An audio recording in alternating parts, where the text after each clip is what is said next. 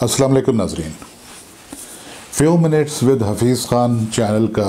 जो एक हमारा एपिसोड होता है मैं और मेरी किताबें, उसमें एक आज नई किताब के साथ मैं हूँ मोहम्मद हफीज़ ख़ान। ये किताब मेरी लिखी हुई नहीं है, ये मेरी लाइब्रेरी में मौजूद है और इस किताब का जो दूसरा एडिशन आया है वो हमारे एक मरहूम दोस्त मोहम्मद हामिद सिराज की काविशों से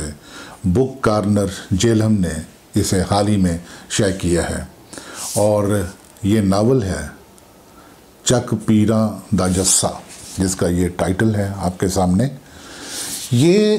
चक पीरां का जस्सा, ये नावल लिखा हुआ है बलवंत सिंह का। जी हाँ, वही बलवंत सिंह, वो जिनका एक बड़ा मशहूर रात, चोर और चांद आपको शायद ज़हन में हो।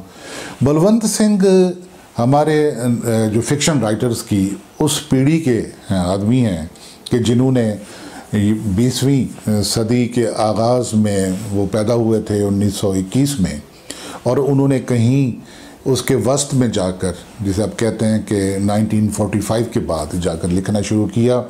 और उन्होंने बड़े शाहकार कहानियाँ और बड़ी शाहकार नावल हमें पढ़ने को दिए। बलवंत सिंह की जो एक खूबी रही वो ये कि उन्होंने पंजाब के देहात को इस तरह पेंट किया अपने नावलों में, अपनी कहानियों में, कि लगता है कि एक बहुत बड़ी पोर्ट्रेट आपके सामने है या लैंडस्केप उसका आपके सामने है। पोर्ट्रेट में वो चेहरे हैं पंजाब के गबरू नौजवानों के और पंजाब की मुटियारों के,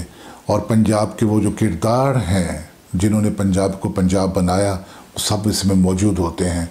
आप देखते हैं कि बलवंत सिंह की जो ज़ुबान है, जब वो उर्दू लिखते हैं तो वो कैसी ज़ुबान लिखते हैं, और अगर उनकी ज़ुबान में इतनी चाशनी और इतनी मिठास और उनमें कशिश है कि पढ़ने वाला एक दफ़ा उनकी कोई भी तहरीर उठा ले तो उसको मुकम्मल किए बगैर रहता नहीं। यही वजह थी कि हमारे मरहूम दोस्त मोहम्मद हामिद सिराज ने इस नावल को ढूंढा और ये दस्तयाब नहीं था, और उन्होंने फिर जो बुक कॉर्नर के रूह रवा हैं अमर शाहिद साहब, इसकी पब्लिकेशन पर मामूर, तो उन्हें कहा और इसका उन्होंने प्रीफेस भी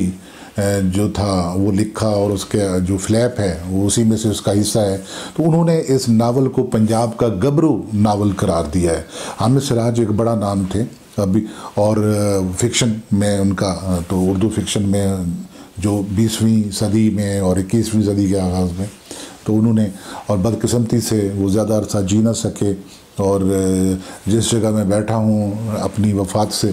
कुछ अर्सा पहले वो इधर ही आए थे मेरे पास मिलने के लिए, और हमने बैठे और यहीं इसी कमरे में हमने खासी तवील गुफ्तगू की कि एक अरसे के बाद मिल रहे थे। तो हामिद सिराज साहब की काविशों से ये आने वाला नावल, मैं समझता हूँ कि ये एक जोड़ने का अमल है 20वीं सदी के वस्त को 21वीं सदी की दूसरी दहाई के ख़ात्मे पर। हम देखते हैं कि 70 साल गुज़रने के बाद तकरीबन कम व बेश हो सकते हैं कि इस नावल की ज़ुबान, इस नावल की कहानी, इस नावल में किरदारों का आपस में उनका जो कॉन्फ्लिक्ट है और कहानी का उतार, कहानी का चढ़ाव और कहानी का बहाव, ये सारी की सारी इस नावल में, ये ज़ख़ीम नावल है और इसमें इस तरीके से बयान किया गया है कि हमें फिर एक, जिसे कहते हैं ना, और बलवंत सिंह हमें हमारे सामने आते हैं कि वो बलवंत सिंह जिनकी तहरीरें अमर होकर रह गई और उनकी तहरीरें कभी नहीं मरी। इस नावल को बहुत ही एहतमाम से बुक कॉर्नर जेलहम ने छापा और इसे बहुत अच्छे कागज़ पर छापा, बहुत अच्छा इसका गेटअप, और जब आप इस नावल को लेकर बैठते हैं पढ़ने के लिए तो मैं समझता हूँ कि वो जो लम्हात हैं हमारे मुताले के, वो लम्हात भी अमर हो जाते हैं। तो ये थी आज की किताब का तारुफ आपसे, बलवंत सिंह का नावल चक पीरां का जस्सा। तो इसको ज़रूर पढ़िएगा। अगले चंद दिनों में मैं आपको एक और नायाब किताब से मुतारिफ़ करवाऊँगा इसी चैनल पर few minutes with Hafeez Khan में।